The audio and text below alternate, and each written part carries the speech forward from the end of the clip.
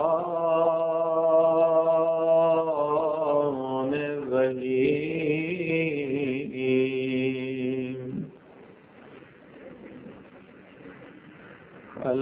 لله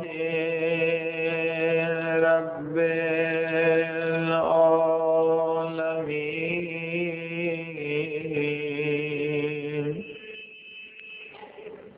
الحمد لله كما هو أهله، والصلاة والسلام على سيد المرسلين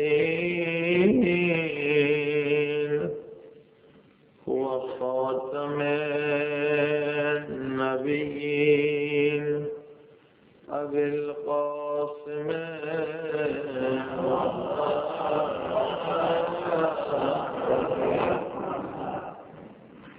وآله الطيبين الطاهرين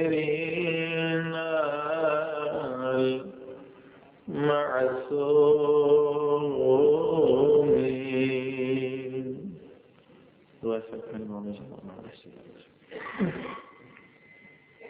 إلهي عظم البلاء وبرها الخفاء وانكشف الغطاء وانقطع الرجاء وضاقت الأرض ومنعت السماء وأنت المستعان وإليك المشتكى وعليك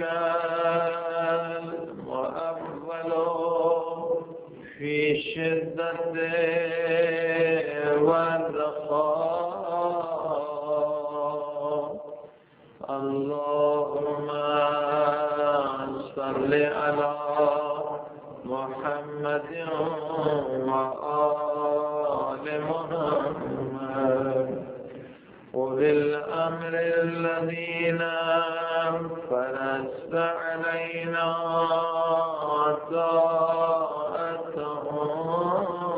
طاعتهم وعرفتنا بذلك منزلتهم، ففرج عنا بحقهم فرجا عاجلا قريبا كلمح البصر أهوانا أكرم. يا محمد يا علي يا علي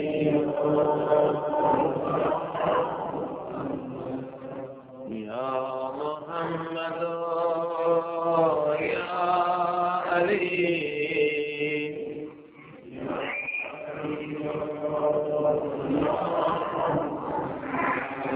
اكفياني فإنكما كافيان وانصراني فإنكما ناصران.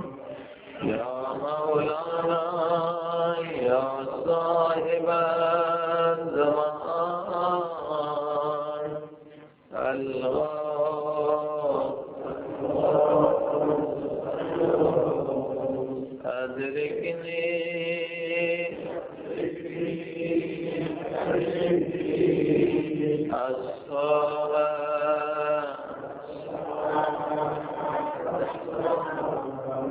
الأجل الأجل الأجل يا أرحم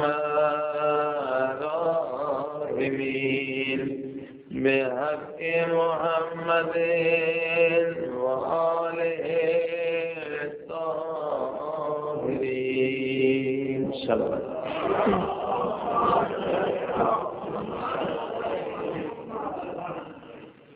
أما بعد فقد قال الله تبارك وتعالى في كتابه المجيد: بسم الله الرحمن الرحيم يا أيها الذين آمنوا اتقوا الله وقولوا قولا سديدا يصلح لكم أعمالكم ويغفر لكم ذنوبكم ومن يطع الله ورسوله فقد فاز فوزا عظيما. صلوات.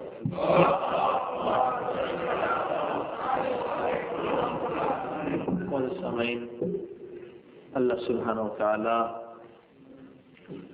کا نورانی خطاب اور نورانی پیغام قرآن کریم کے ذریعے سے ہم تک اور آپ تک یہ پہنچ رہا ہے کہ یا ایھا الذین آمنوا اتقوا اللہ، اے صاحبان ایمان، اے ایمان کا دعویٰ کرنے والو، تقوی حاصل کرو.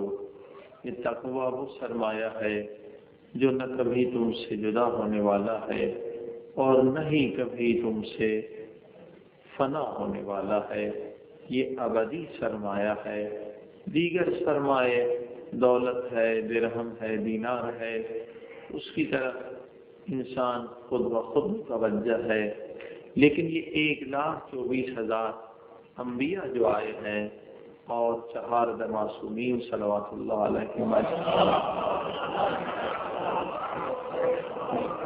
جو پروردگار نے بھیجے ہیں، وہ اس لیے بھیجے ہیں کہ انسانوں کو متوجہ کیا جائے اس دولت کی طرف جو کبھی ان سے جدا ہونے والی نہیں ہے اور کبھی فنا ہونے والی بھی نہیں ہے، اور اس کا نام ہے تقوی.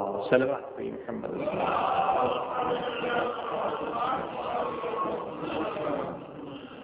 درہم اور دینار، روپیہ اور ڈالر کی طرف تو انسان خود بخود ہی متوجہ ہو ہی جاتا ہے، مگر کیونکہ عالم آخرت سے غافل ہے، عالم آخرت کو ہر ایک نہیں دیکھ پا رہا سوائے اولیاء خدا کے، لہذا انبیاء اس لیے آئے کہ انسان کو آخرت کی طرف متوجہ کریں کہ زندگی بس یہی نہیں ہے، بلکہ پروردگار نے تجھے فنا ہونے کے لیے خلق نہیں کیا کہ بچہ تھا، جوان ہوا، بوڑھا ہوا، شادی کی، مر گیا، ختم ہو گیا. ایسا نہیں ہے، بلکہ فرمایا اے انسان میں نے تجھے بقا کے لیے خلق کیا ہے. انسان ایک مخلوق ایسی نہیں ہے کہ 60-70 سال کے بعد ختم ہو جائے، بلکہ پروردگار نے اسے بقا کے لیے خلق کیا ہے. لہذا انبیاء اسی لیے آئے. انبیاء حیوانوں کے لیے نہیں آئے، مثلا کسی اور کی تبلیغ کے لیے نہیں آئے. یہ تبلیغ اس کے اوپر ہو رہی ہے وما خلقت الجن والانس الا لیعبدون. انسان اور جن جو ہے یہ مخلوق ایسی نہیں ہے کہ اب پیدا ہوا اور ختم ہو جائے، نہیں، بلکہ یہ مخلوق ابدی ہے. اس کے بعد آخرت میں بھی انہیں رہنا ہے، جینا ہے، وہاں بھی ایک دنیا ہے. چل بات کریں محمد.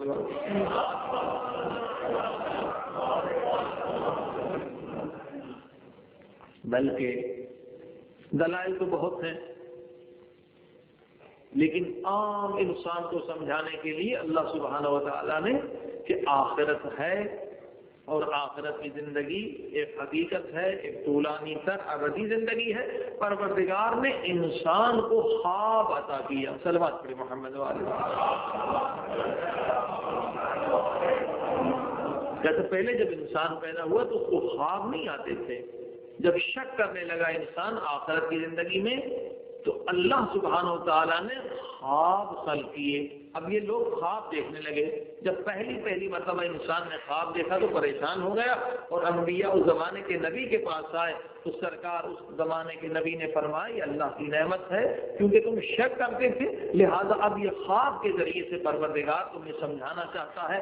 مثلا کون سے خواب؟ سچے خوابوں کی بات ہو رہی ہے۔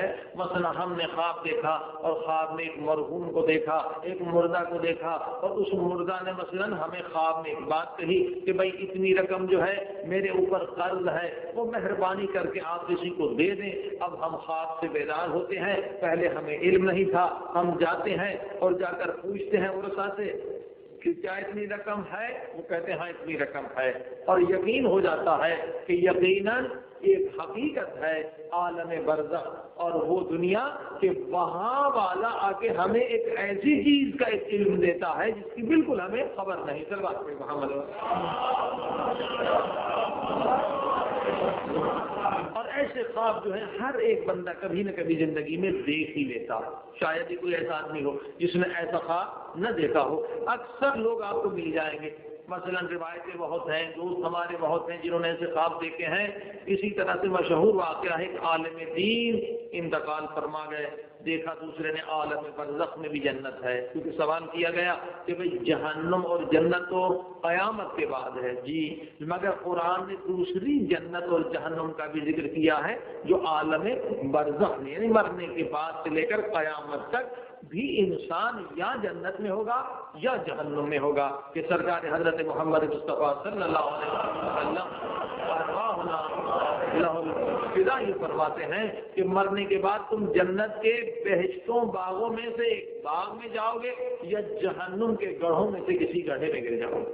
اور یہ کون سی جنت؟ یہ برزخ کی جنت، نہ کہ وہ ابدی حساب کتاب کے بعد۔ تو عرض کر رہا تھا کہ عالم مرحوم کا انتقال ہو گیا، دوسرے نے خواب میں دیکھا تو دیکھا بہشت میں ہے، جنت میں ہے، بڑے آرام سے ہے، مگر ہر 5 منٹ کے بعد اس قدر میں تکلیف ہوتی ہے کہ آنکھوں سے آنسو نکل آتے ہیں۔ کہا آپ تو جنت میں رو رہے ہیں، آپ کے پاس تو اتنی نعمتیں ہیں، کیا تکلیف ہے؟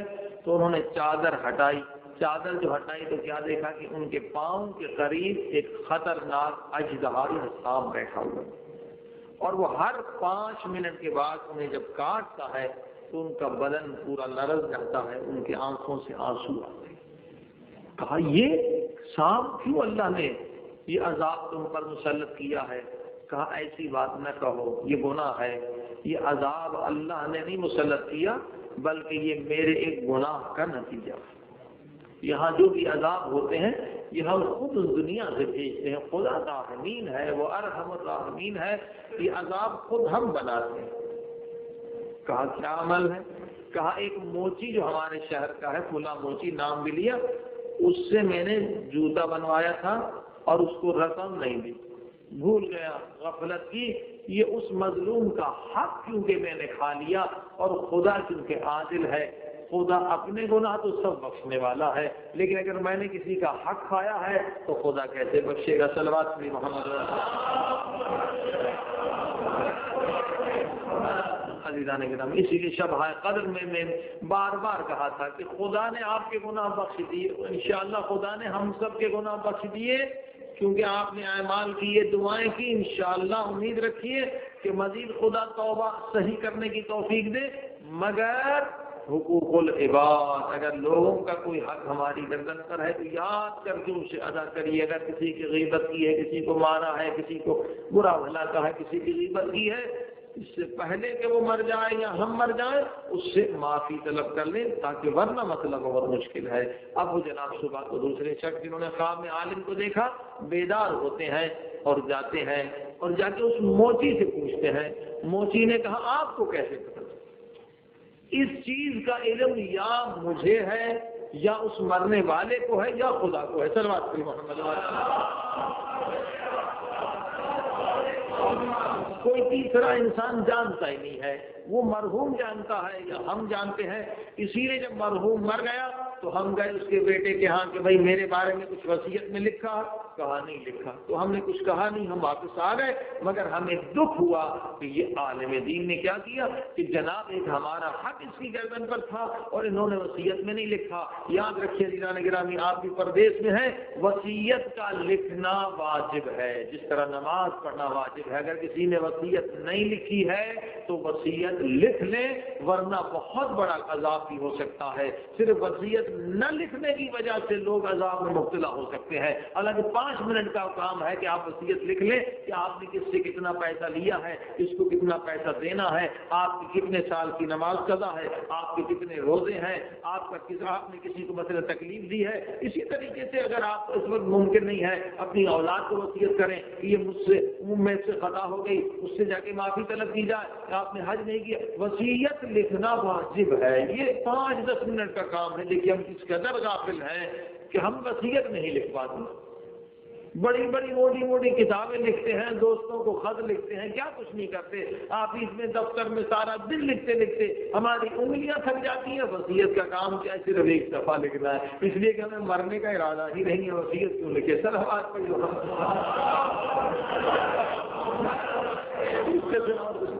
واجب ہے، مستحب نہیں ہے، واجب ہے وصیت کا لکھنا۔ اور وصیت کی کئی کاپیاں بنائیے، فوٹو کاپی کروا لیجئے، اپنے گھر میں رکھیے، گھر والوں کو دکھائیے۔ بہت سارے فتنے ہو جاتے ہیں وصیت نہ لکھنے کی وجہ سے، کتنے قتل و غارت جلی، سب گناہ مرنے ہوتے ہیں، اولاد میں فتنے جھگڑے ہو جاتے ہیں وصیت نہ لکھنے کی وجہ سے۔ ایک چیز نہیں، ایک گناہ نہیں، کئی مفت میں گناہ مردے کو لپٹ جاتے ہیں، فقط یہ کہ 5 منٹ وصیت کا کام اس نے انجام نہیں دیا۔ صلوات پہ محمد جو ملکیت چھوڑ کے مرتا ہے اس کے پیچھے فتنہ ہوتا ہے، دولت چھوڑ کے مرتا ہے اس کے پیچھے فتنہ ہوتا ہے۔ اسی طرح سے اس کی قضا نمازیں ہیں، اولاد پڑھنا بھی چاہے، اولاد صالح بھی ہو، پتہ نہیں باپ کی کتنی نمازیں قضا ہیں، کتنے روزے قضا ہیں، کس سے کر دیا۔ عزیزان گرامی، لہذا وصیت لکھنا اہم ترین واجبات میں سے واجب ہے۔ صلوات پہ محمد۔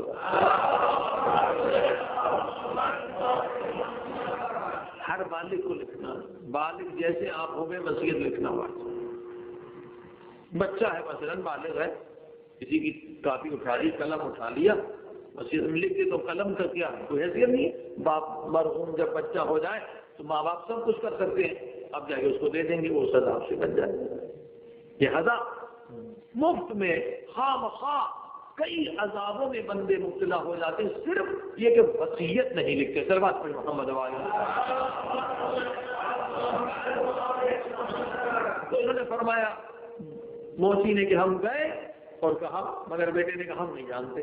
کہا ہمیں بہت دکھ ہوا، بہت صدمہ ہوا کہ ہم جیسے غریب کا حق مارا گیا۔ بس عزیزان گرامی، یہ غریب کی آنکھ سے جو ہے سانپ اور بچھو کا عذاب بنتا ہے۔ کوشش یہ کریے مخلوق خدا کسی مخلوق خدا کو آپ کے وجود سے تکلیف نہ ہونے پائے۔ یہ اصول ہے۔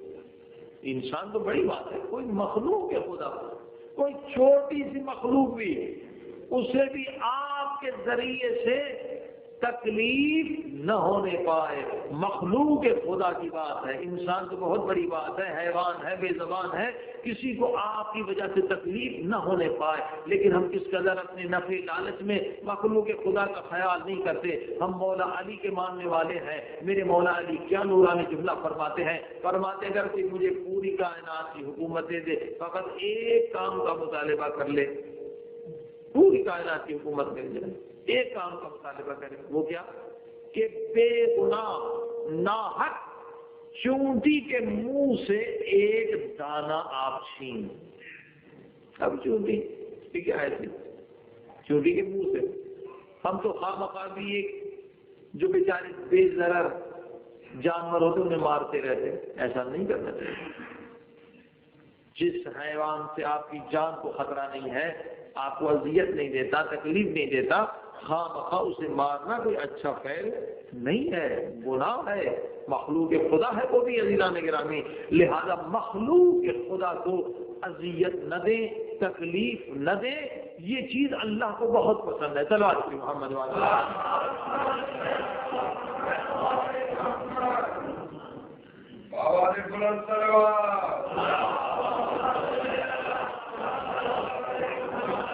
اور بہت سارے علماء جنہیں خدا نے بہت بڑے بڑے مقامات عطا کیے صرف مخلوق خدا کی خدمت کرنے کی وجہ سے، ایسے بہت سارے علماء جو بہت بلند مقامات پر پہنچے ہیں، اور جب پوچھا انہیں کہ بھئی آپ کو یہ مقام کیسے ملا، کہ مخلوق خدا کی خدمت کریں۔ ایک ہماری تاریخ میں بہت بڑے عالم ہے اور بہت بڑا ان کا مقام ملا، دنیا اور آخرت میں بلند مقام ہوا۔ لوگوں نے پوچھا، شاگردوں نے پوچھا کہ اللہ یہ کس عمل کی وجہ سے آپ کو یہ مقام ملا؟ تو انہوں نے عجیب جواب دیا، فرمایا ایک کتیا کی خدمت کرنے کی وجہ سے۔ مخلوق خدا، کتا ہو یا کتی ہو، گدھا ہے، کوئی مخلوق خدا پر لوگ بہت ظلم کرتے ہیں۔ مثلا یہ خصوصاً پاکستان انڈیا میں تو کوئی انسانوں کا حقوق نہیں ہے، تو حیوانوں کا حقوق کہاں ہوگا؟ صلوات پڑھیے محمد آپ دیکھیں کہ گدھوں پر بار اٹھائے، گدھے زخمی ہیں، ان کو مارتے جا رہے لوگ، یہ بہت بڑا ظلم ہے۔ مخلوق خدا پر ظلم کرتے ہیں لوگ، جیسے ان کی مرضی آئے ایسا کرنا گناہ ہے، شریعت اجازت نہیں دیتی۔ بس اسی وجہ سے جب وہ عمل نہیں کرتے مسلمان تو یہ یورپ والے اور دوسرے لوگ جو ہیں وہ جناب وہی چیزیں جو اسلام نے کی ہیں، اسلام نے ہر چیز کا حق بتا رکھا ہے۔ حدیث میں جملے سنیے، حدیث میں کیا جملے ہیں؟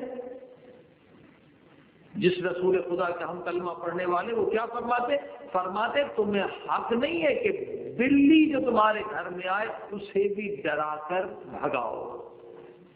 صرف ڈرانا کیا حق نہیں؟ وہ کمزور ہے، تم اسے ڈراتے ہو۔ بلی مثلا اسے بھی ڈرانے کے لیے ممانعت ہے، بلی کو نہیں ڈرا سکتے۔ اسلام نے، حدیث نے، قرآن نے یہ حقوق بتائے ہیں۔ فرمایا حتیٰ کہ اگر تم جس گھر میں رہتے ہو تمہارے گھر کے قریب اگر کوئی کتا بھوکا رہ گیا، سو گیا، بلی بھوکی سو گئی، تو قیامت کے دن اس کا بھی سوال ہوگا۔ توجہ فرمائیے، حقوق حیوانات کے بھی اسلام نے حقوق بیان کیے ہیں کہ جس محلے میں آپ رہتے کتا بھوکا رہ گیا، بلی بھوکی رہ گئی، اس کا بھی قیامت کے دن آپ سے سوال ہوگا، کیونکہ وہ بیچارے یہ حیوانات خود سے کوئی یہ چیزیں آسانی سے مل گئی تو مل گئی، ورنہ کوئی کما نہیں سکتے، کوئی انہیں آپ کی طرح عقل نہیں، علم نہیں، شعور نہیں، حیوانات ہیں۔ لہذا جہاں آپ رہتے ہیں آپ نگاہ میں رکھیں، مثلا سردی پڑ رہی، گرمی پڑ رہی، آپ دیکھ رہے ہیں کتی ہے، گدھا ہے، مر رہا، اب دیکھیں بالکل ہی ہمارے شعور نہیں ہے، جبکہ افسوس یہ ہوتا ہے کہ کسی غلط طریقے سے ہی صحیح، کسی کو عنوان سے دکھاوے کے لیے، مگر یورپ میں مثلا ایک نعرہ تو ہے کہ بھئی حیوانات جو ہے ان کے حقوق ہیں وغیرہ وغیرہ، اور کسی اگر مرغی کو بھی، کسی بکرے کو بھی آپ الٹا لٹکا کے ٹرک میں لے گئے تو اس کے بعد جو ہے اس پہ جرمانہ ہو سکتا ہے، اس چیزیں ظاہراً یہ چیزیں ہو سکتی ہیں، حالانکہ یہ اسلام نے بتایا، مگر ہم عمل نہیں کرتے۔ حیوانات کے حقوق ہیں، حیوانات کو مثلا کمزور ضعیف خدا نے خلق کیا، ہماری جب مرضی آتی کسی حیوان کو پتھر اٹھا کے مار دیا، ڈنڈے سے مار دیا، جائز نہیں ہے، خدا راضی نہیں ہے۔ لہذا یہ عالم دین فرماتا ہے مجھے یہ مقام حیوانات پر رحم کرنے کی وجہ سے ملا، کوئی اور کام نہیں، حیوانات پر رحم کا کیا کیا؟ کہا نجف میں طالب علم تھا میں، اور اس قدر غربت آگے پڑی کہ 3 دن سے کھانا نہیں کھا سکے، پیسہ نہیں تھا، فقر و فاقہ، اور اب ہم نے بہت صبر کیا مگر اب صبر اس سے زیادہ نہیں ہو سکتا تھا، تو ہم گئے تو کہیں سے پیسے ادھار لے لیں، کیونکہ اب سر چکرا رہا ہے، کچھ کام نہیں ہو رہا ہے، 3 دن سے کچھ نہیں کھا سکے، تو جا کے ہم نے قرضہ لیا، ہوٹل سے روٹی لی اور سالن لیا، اب آ رہے تھے اپنے ہاسٹل مدرسے کی طرف واپس کہ 3 دن کے بھوکے کچھ کھا لیں بھوک ہمیں بھی زیادہ لگ رہی تھی، مگر نہ جب کی بڑی قیامت کی گرمی تھی، شدت سے گرمی تھی۔ جیسے راستے میں ہم واپس آ رہے تھے تو ہم نے دیکھا کہ ایک کتیا ہے جو گرمی سے بھوک سے کانپ رہی ہے، اس کا بدن بنا تھا اور اس کے چھوٹے چھوٹے بچے اس کا دودھ پینا چاہتے ہیں مگر وہ خود بھوک میں مر رہی ہے، اس کے پاس کچھ نہیں تھا کہ ہم بھی بھوکے تھے مگر ہمارے دل میں رحم آ گیا، ہم نے وہی کھانا اس کتی کے سامنے رکھ دیا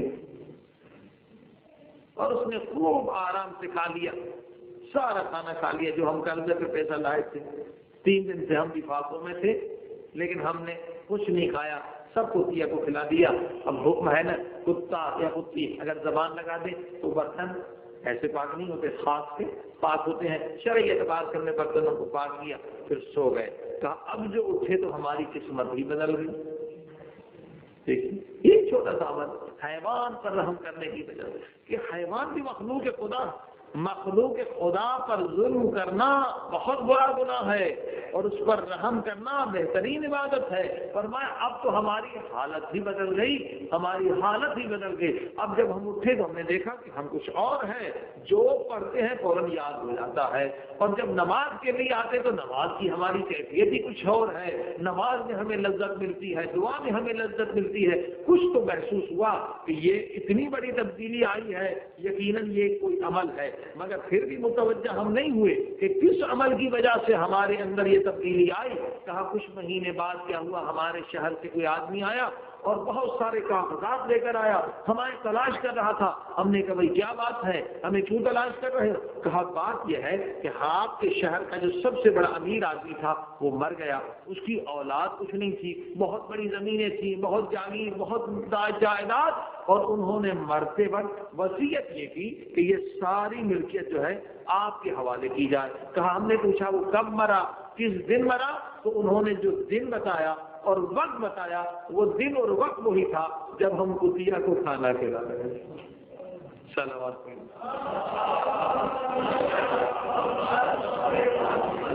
یعنی ہمارے یہاں تصور نہیں ہے کہ مخلوق خدا پر رحم کرنا بھی کوئی عبادت ہے، بہترین عبادت ہے، حتیٰ کہ آپ کچھ نہیں کر سکتے، ایک درہم کا دانہ اٹھا کر چھت پہ پھینک دیں، یہ کبوتر ہیں، یہ پرندے ہیں، یہ دانہ کھائیں گے۔ عزیزان گرامی یہ عبادت ہے، معمولی عبادت نہیں ہے، اچھی عبادت ہے، احسن عبادت ہے۔ یہ مخلوق خدا بیچاری ضعیف ہے، آپ کی طرح ہماری طرح طاقت نہیں ہے کہ جا کے غذا حاصل کریں، کمائیں۔ یہ بیچارہ مخلوق خدا کبھی دانہ ملا، کبھی نہیں ملا، کبھی سردی، کبھی گرمی، کبھی اسی وجہ سے آپ دیکھیے گر کے مر جاتے ہیں۔ وجہ اس کی انسان متوجہ نہیں ہے کہ ان کی بھی خبر ہمیں لینی ہے۔ صلوات پہ محمد والے۔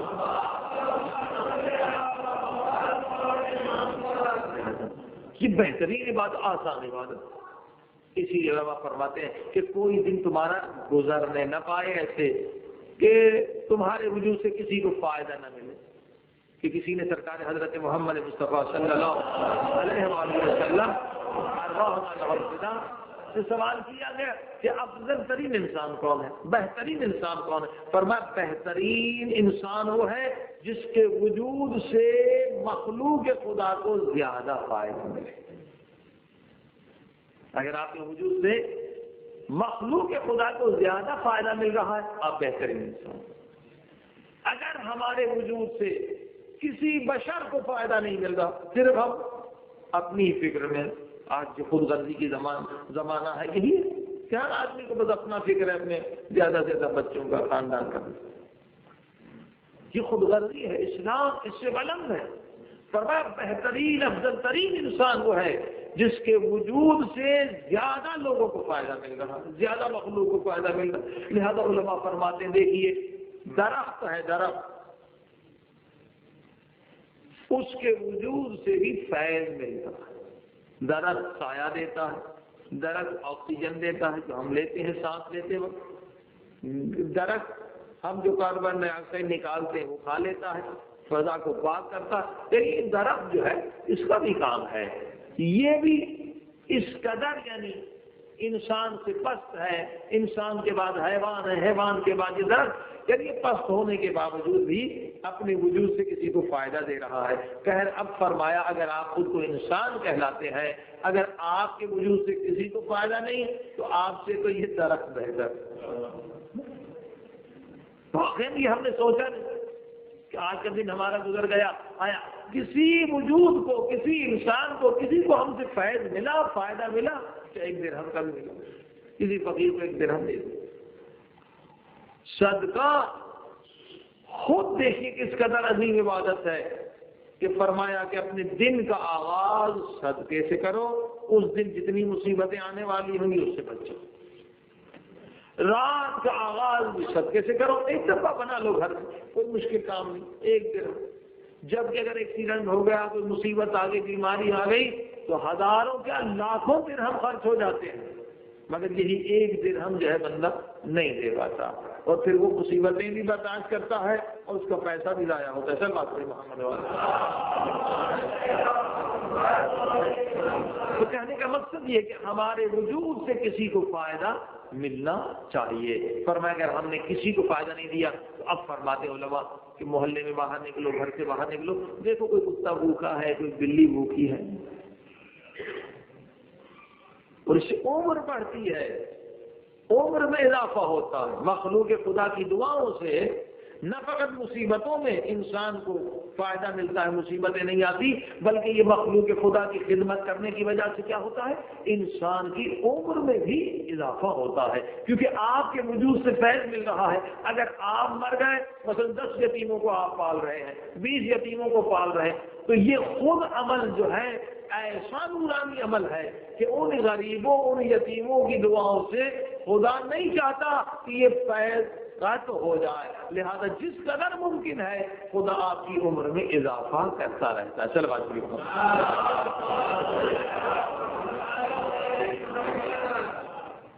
بس لیکن بدقسمت یہ ہے کہ ہم دنیا کی طرف زیادہ متوجہ ہیں، دنیا دار۔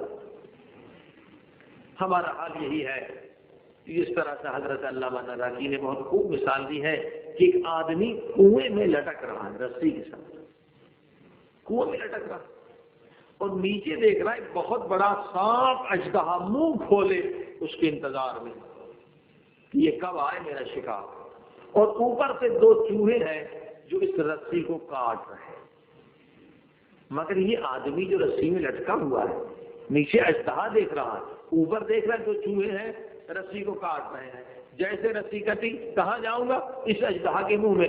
اچانک یہ آدمی کیا دیکھتا ہے کہ کنویں کی دیوار میں شہد لگی ہوئی ہے، اب یہ شہد کو کھانے کے چکر میں وہ مکھیاں ہٹاتا ہے، مکھیاں پھر اسے کاٹتی ہیں، پھر تھوڑی سی شہد کھا لیتا ہے، پھر مکھیوں کو بھگاتا ہے، شہد کو حاصل کرنے میں اس قدر مست ہے کہ بھول گیا کہ بھائی رسی کٹ جائے گی، اس کی فکر کر، اژدہا کے منہ میں جانے والا ہے اس کی فکر کر، دونوں چیزوں کو بھول جاتا ہے۔ اب یہ رسی کیا ہے، یہ ہماری زندگی ہے، یہ چوہے تو کون ہیں جو رسی کو کاٹ رہے ہیں، یہ دن اور رات ہیں جو گزرتے چلے جا رہے ہیں، یہ اژدہا کون ہے جو انتظار میں ہے، یہ موت ہے۔ صلوات پڑھی محمد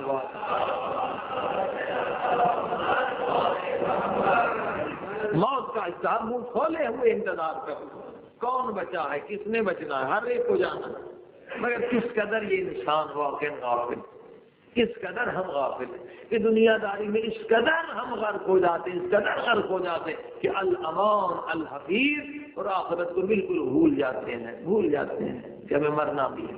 ہاں کسی کے موت کی خبر سن کے دوست عزیز پھر کچھ دنوں میں اثر ہوتا ہے، پھر یہ انسان غافل ہو جاتا ہے، پھر ویسے کا ویسا جیسے مرنا نہیں ہے۔ واقعا اسی لیے فرمایا کہ ہفتے میں 1 مرتبہ خصوصاً جمعرات کو یہ بہت تاکید کی گئی ہے کہ جمعرات کو ہفتے میں کم سے کم 1 مرتبہ قبرستان میں جایا کرو۔ صلوات پڑھی محمد۔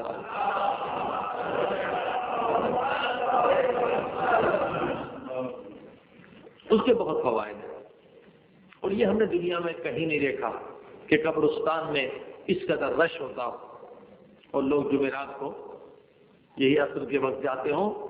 پاکستان بھی دیکھا ہم نے، اور بھی جہاں جا گئے، اتنا زیادہ ہم نے کہیں رش نہیں دیکھا جتنا ایران میں۔ ایران میں اصلاً ایسے لگتا ہے میلہ لگا ہوا ہے، یعنی قبرستان والی روڈ تو جام ہو جاتی ہے۔ تہران میں یہ دیکھا، قم میں یہ دیکھا کہ ماشاءاللہ بھرا رہتا ہے، مجلسیں بھی ہیں وہاں پر، گریا بھی ہے، ماتم بھی۔ ہفتے میں کم سے کم 1 مرتبہ انسان کو قبرستان جانا چاہیے اور اپنے کو متوجہ کرنا چاہیے کہ میرا مکان آخر یہی ہے۔ اور اکثر ایک اور بھی چیز اچھی ہے کہ ہم نے قبرستان میں، اگر آپ ایران میں جائیں گے قم میں یا مشہد میں، خدا آپ کو زیارت نصیب کرے، تو اکثر آپ جو قبریں دیکھیں گے تو ذرا دیکھتے جائیے گا کہ جتنی شاید مردوں کی قبر ہو اتنی وہاں زندوں کی بھی قبریں ہوتی ہیں، اگر اتنی نہیں تو کم، بہرحال اچھی خاصی پرسنٹیج ہوتی ہے۔ اگر 60% یا 70% قبریں مردوں کی ہوں گی تو 30 یا 20% زندوں کی قبریں بھی ہوں گی۔ اور وہ کیا ہے؟ لوگ اپنی قبریں بک کرا لیتے ہیں، اور نہ صرف بک کرا لیتے ہیں بلکہ وہاں اپنا نام بھی، تختی بھی لگوا دیتے ہیں۔ فرق صرف یہ کہ اس میں مرحوم نہیں لکھتے۔ صلوات پڑھی محمد والے۔ اور یہ بہت اچھا عمل ہے۔ دیکھیں علامہ رشید راوی صاحب مرحوم نے اپنی قبر بنائی تھی، علماء کا یہ شیوا رہا ہے، پہلے بزرگوں نے بھی کہا ہے، مولا علی علیہ السلام نے بھی نصیحت کی ہے۔ خواجہ ربی، حضرت خواجہ ربی کی زیارت جب بھی جائیں مشہد تو ضرور کریے گا۔ مولا علی علیہ السلام کے صحابی ہیں، نہ فقط مولا علی کے صحابی ہیں بلکہ تاریخ دان مورخ علماء کہتے ہیں کہ دنیا کے غیر معصومین میں دنیا کے دوسرے نمبر پر بڑے عابد ہیں۔ پوری دنیا میں اب تک جو غیر معصومین کی فہرست بنائی گئی، غیر انبیاء، غیر اہل معصومین کے جو بڑے عابد ہیں، ان میں دوسرے نمبر پر حضرت خواجہ ربی ہیں، پہلے نمبر پر سب سے بڑے عابد حضرت اویس کرنی ہیں۔ صلوات پڑھی محمد حضرت اویس کرنی کا یہ حال ہوتا تھا کہ فرماتے تھے آج قیام کی رات ہے، قیام کی رات ہے، پوری رات قیام میں گزار دیتے تھے، اور پھر دوسری رات کہتے تھے کہ آج رکوع کی رات ہے، پوری رات رکوع میں گزار دیتے تھے، اور پھر کہتے تھے آج سجدے کی رات ہے، پوری رات سجدے میں گزار دیتے تھے۔ لہذا غیر معصومین میں ایسا کوئی عابد نہیں گزرا۔ اور حضرت اویس کرنے کے بعد اگر کوئی بہت بڑا عابد کائنات میں گزرا ہے وہ حضرت خواجہ ربی ہے، کہ خود امام علی رضا علیہ السلام وہ روایتوں میں ہے کہ ان کی زیارت مشہد میں اگر آئے تو ضرور جائیں زیارت کے لیے۔ تو فرمایا کہ یہ اتنے بڑے عابد کیسے بن گئے؟ کہا مولا علی علیہ السلام نے انہیں فقط ایک نسخہ بتایا، اور وہ نسخہ کیا تھا؟ نسخہ یہ تھا کہ اے خواجہ ربی، اگر غفلت سے نجات چاہتے ہو، اگر عبادت کا مزہ چاہتے ہو، تو اس تمام تمہید کے بعد امام نے فرمایا اپنی قبر اپنی زندگی میں بنا لو، اور عبادت جو کرنا ہے وہ جا کے اپنی قبر کے اندر کیا۔ سبحان اللہ۔ خواجہ ربی نے قبر بنائی اور قبر کے اندر جا کے عبادت کرتے تھے، اور عبادت کا بھی عجیب انداز تھا۔ کیا انداز تھا؟ ان آیتوں کو پڑھتے تھے، ان آیتوں کو جو مرحومین کے بارے میں ہے، حتی اذا جاء احدهم الموت قال رب ارجعون لعلی اعمل صالحا فیما ترکت کلا۔ کیا آیتوں کا مقصد ہے کہ جب انسان کو موت آئے گی یہ سارے انسان یہی کہیں گے پروردگار ہمیں ایک دن کے لیے واپس بھیج دے، ہمیں مہلت دے دے، ہمیں تھوڑی سی مہلت دے دے، ہم توبہ کر کے آئیں، ہم قضا نمازیں ادا کر کے آئیں، ہم قضا روزے رکھ کے آئیں، جس کا مال کھایا اسے دے کر آئیں۔ مگر وہاں سے کیا آواز آئے گی؟ کلا کلا کلا، ہرگز نہیں، ہرگز نہیں۔ کتنے دن تم نے برباد کیے، کتنی راتیں تم نے برباد کی، مگر تم توبہ نہ کیے، تم نے اعمال صالحہ بجا نہیں لائے، اب مرنے کے بعد کوئی واپس نہیں جا سکتا۔ ان تمام آیتوں کی تلاوت کرتے تھے، تمام آیتوں کی تلاوت فرماتے تھے جو مردوں کے بارے میں ہے، اور گویا خود کو مردہ تصور کرتے تھے، ان آیتوں کی تلاوت کرتے رہتے تھے، اور جا کے گریا کرتے تھے، خوب گریا کرتے تھے قبر میں۔ فقط ان آیتوں کی تلاوت کرنے کے بعد پھر قبر سے باہر نکل آتے تھے اور 2 رکعت نماز شکرانہ ادا کرتے تھے، کہتے تھے مالک گویا میں مر گیا تھا مگر تو نے پھر سے مجھے واپس بھیج دی، اور فرماتے تھے اے ربی اب غفلت میں دن نہ گزار، اب ایک لمحہ تیرا ضائع نہ ہونے پائے، تو مر چکا تھا، تیرے رب نے تجھ پر رحم کیا کہ پھر تجھے قبر سے واپس بھیج دیا۔ صلوات پڑھی محمد تو آخر کتنی مرتبہ آپ دیکھیے خدا نے ہمیں متوجہ کیا موت کے بارے میں۔ بس جس کا باپ مر گیا خدا نے متوجہ کیا کہ اب تیرا نمبر بھی آنے والا، کسی کا بھائی مر گیا خدا نے متوجہ کیا کہ اب تجھے بھی موت آنے والی ہے، کسی کا بیٹا مر گیا خدا نے متوجہ کیا، کسی کا قریب دوست مر گیا خدا نے متوجہ کیا، کبھی آپ کا ایکسیڈنٹ ہوا آپ بچ گئے خدا نے متوجہ کیا، یہ ساری نشانی ہے۔ محلے میں موت ہو گئی خدا نے متوجہ کیا، عزیزوں میں موت ہو جائے خدا نے متوجہ کیا، یعنی اب تک آپ دیکھتے جائیے گنتے جائیے کتنی مرتبہ خدا نے ہمیں خبردار کیا کہ موت آنے والی ہے، موت آنے والی ہے، موت آنے والی ہے۔ ہر طرح سے خدا متوجہ کر رہا ہے کہ اے بندے ہوشیار ہو جا، اب تیری باری ہے، اب تیری باری، کسی کو نہیں پتا موت کب آئے گی۔ یہ اشارے ہیں، یہ کنائے ہیں۔ داڑھی کا سفید ہونا یہ کنایا ہے، داڑھی سفید ہونے لگی، اب تو اپنے اعمال نامے کو سفید کر لے، اب تو تیری داڑھی بھی سفید ہو گئی۔ یہ سب اشارے، دوست مر گیا، بھائی مر گیا، بیٹا مر گیا، ماں مر گئی، یہ سب اشارے ہیں۔ مگر یہ بندہ پھر بھی اس قدر غافل پتھر کی طرح سخت ہو جاتا ہے انسان غفلت کی وجہ سے، جب بھول جاتا ہے کہ مجھے موت بھی آنی ہے۔ اسی غفلت کی وجہ سے عزیزان گرامی انسان دشمن خدا بن جاتا ہے، اسی غفلت کی وجہ سے انسان شیطان کا مطیع بن جاتا ہے۔ آئیے دعا کریں کہ خدا ہمیں اس غفلت سے نجات۔ اللہم صلی علی محمد وآل محمد، اللہم صلی علی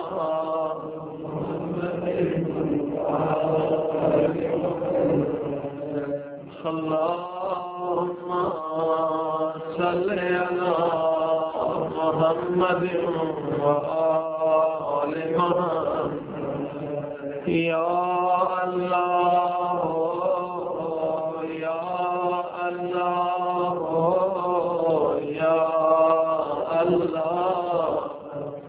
یا اللہ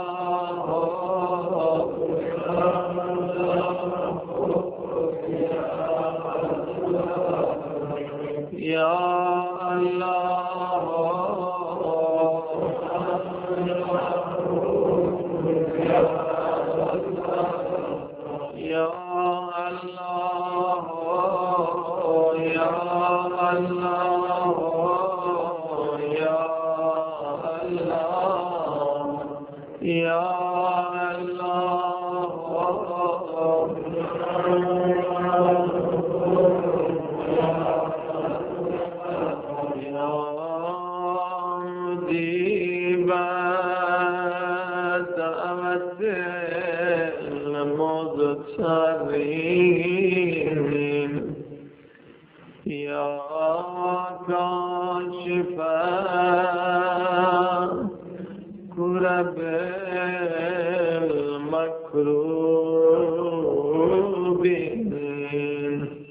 سمل کے کہیں یا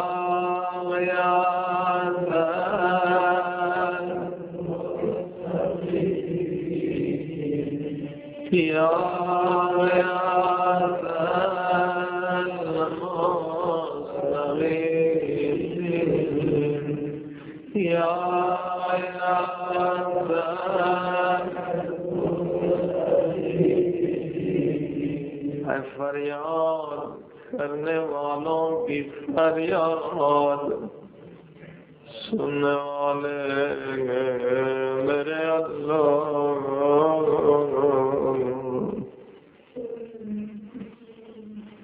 پروردگار میں نے بے شمار مرتبہ تیری دربار میں گناہ کیے، مگر اس کے باوجود جب تجھے پکارتا ہوں تو لبیک کہتا ہے۔ سنے گے عزیزان گرامی، کیسے پتہ چلے کہ خدا نے آپ کو لبیک کہا یا نہیں؟ امام فرماتے ہیں پہلی مرتبہ خدا لبیک جب کہتا ہے تو خدا تجھے توفیق دعا دیتا ہے۔ لاکھوں لوگ ہیں دنیا میں مگر انہیں توفیق دعا نہیں، توفیق ذکر نہیں، توفیق مجلس حسین نہیں۔ یعنی جب آپ مجلس میں آئے ہیں یہ ایک لبیک اس نے کہا، اگر وہ لبیک نہ کہتا ہم مجلس میں نہ ہوتے، کوئی بہانہ ہو جاتا، کوئی مصیبت آ جاتی، مجلس سے محروم ہو جاتے۔ فرمایا دوسری مرتبہ لبیک اس وقت کہتا جب تو دعا پڑھتا ہے، کبھی دعا کی لذت دے کر تجھے لبیک کہتا ہے، کبھی آنکھوں سے آنسو بہا کے تجھے لبیک کہتا ہے۔ اے خدا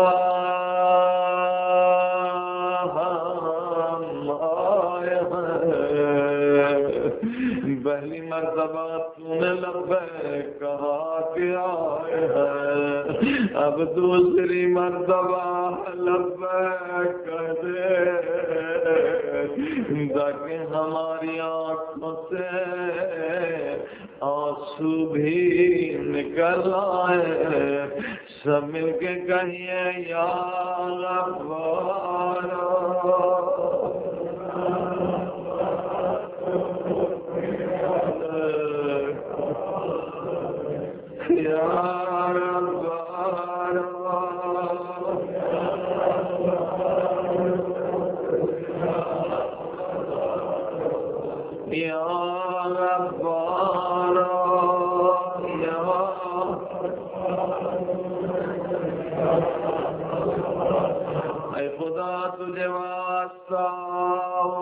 منظر کا جب سید زادیاں کوفے کے لیے جانے لگی،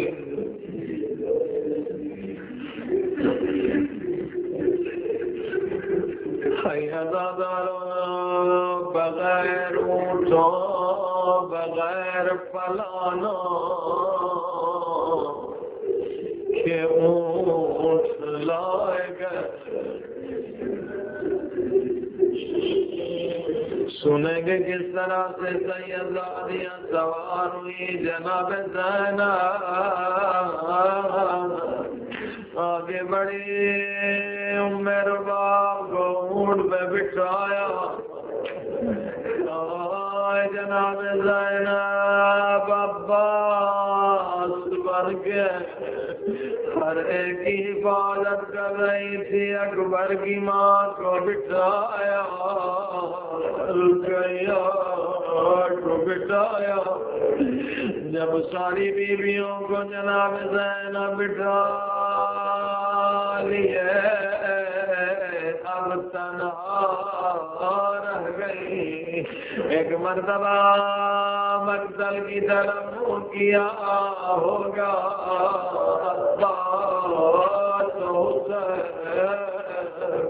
جب مدینے سے چلی تھی ایک بازو میں حسین کہا تھا، ایک بازو سے عباس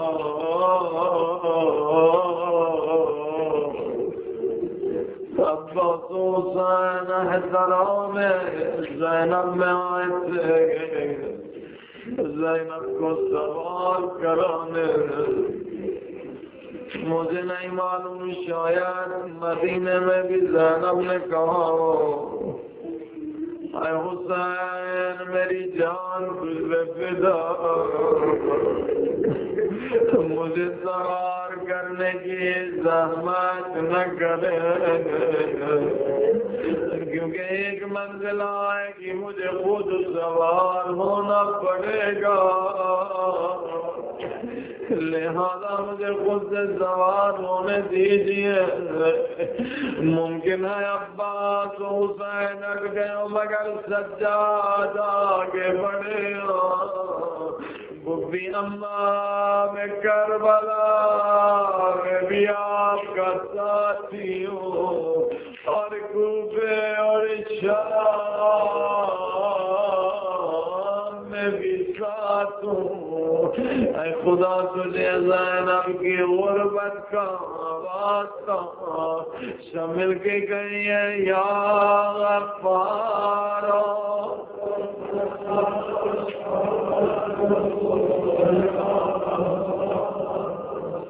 یا غفار،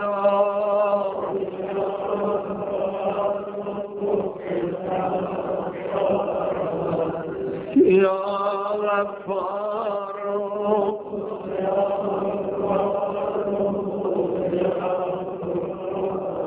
عزیزان گرامی، بزرگوں کے لیے ایک واقعہ یاد کر دوں۔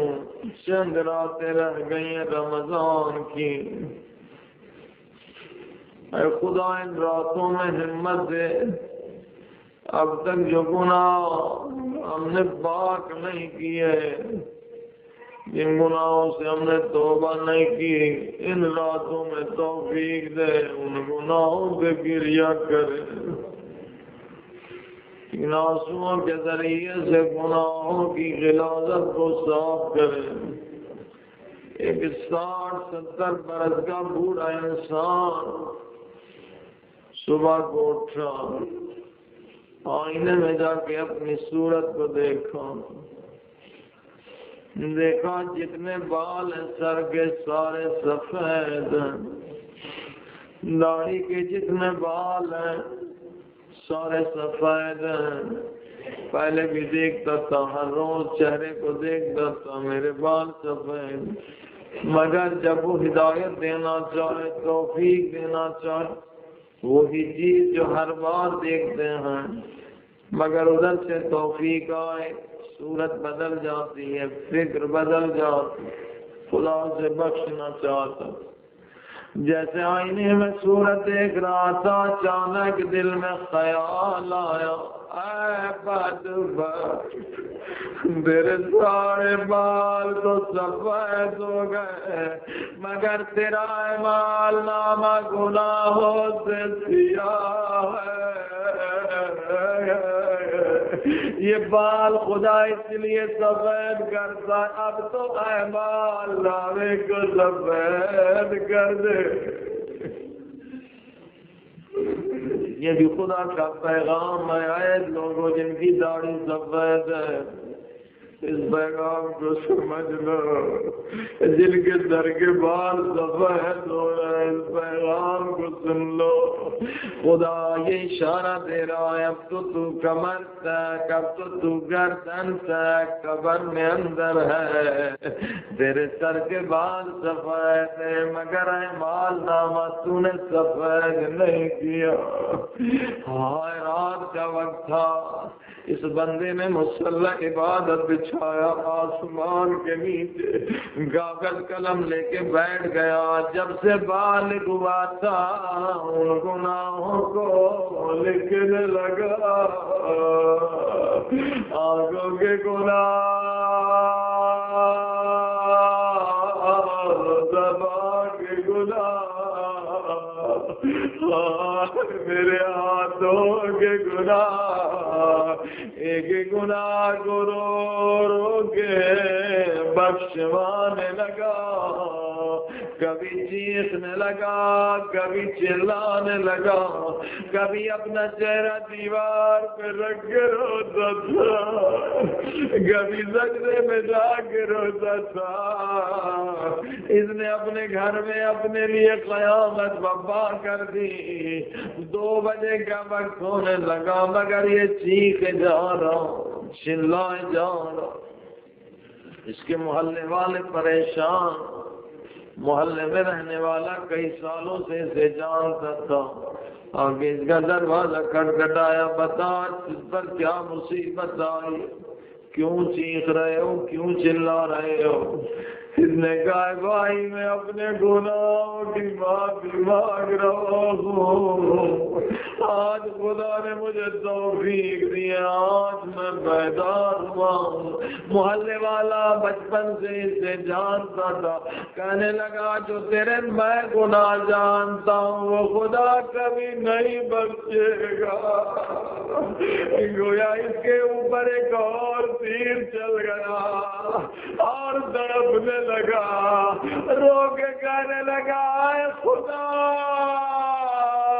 اے خدا، یہ جو محلے والا کہہ گیا کیا سچ ہے؟ تو مجھے نہیں بخشے گا؟ یا غیب سے آواز آئی، اے میرے بندے، میں نے تجھے بخش دیا، میں نے تیرے گناہ بخش دیے۔ اے خدا ایک مرتبہ ہمیں بھی یہ صدا سنوا لے، اے رونے والو میں نے تمہارے گناہ بخش دیے۔ سب مل کے گئے یا پارو،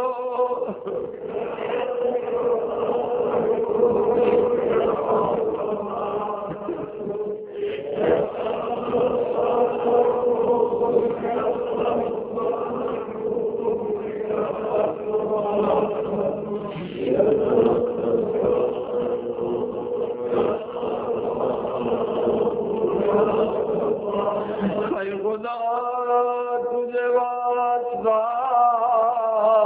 اس منظر کا جب زینب کی نظر حسین کی لاش پہ پڑی، زینب نے خود کو اونٹ سے ایسے گرایا جیسے عباس گھوڑے سے گرے، کیونکہ عباس کے بازو سلامت نہیں تھے۔ جب زمین پہ آئے چہرہ زمین پہ لگا، زینب بھی ضرور سے گری۔ امام زمانہ فرماتے ہیں میرا سلام میری ان ساتھیوں پہ جن کے دونوں ہاتھ ان کے گردنوں کے پیچھے بندھے ہوئے تھے۔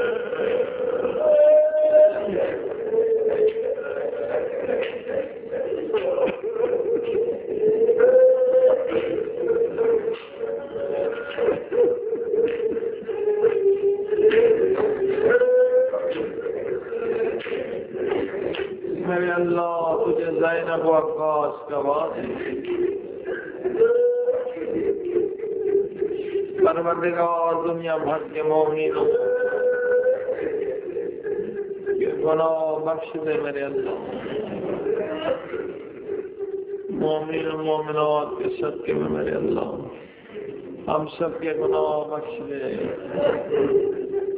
تمام دنیا بھر کے مومنین مومنات صفات خبیثہ سے نجات بخش۔ پروردگار ہمارے اندر بھی جو صفات بری ہیں، جو عادتیں بری ہیں، صفات حیوانی شیطانی، تمام صفات خبیثہ سے ہم سب کو نجات عطا فرما۔ میرے اللہ دنیا بھر کے مومنین مومنات کو تمام صفات نورانی نصیب فرما۔ میرے اللہ ہم سب بھی تمام صفات نورانی نصیب فرما۔ میرے اللہ دنیا بھر کے مومنین مومنات کو بلند نورانی مقامات، یقین اور اپنا حضور نصیب فرما۔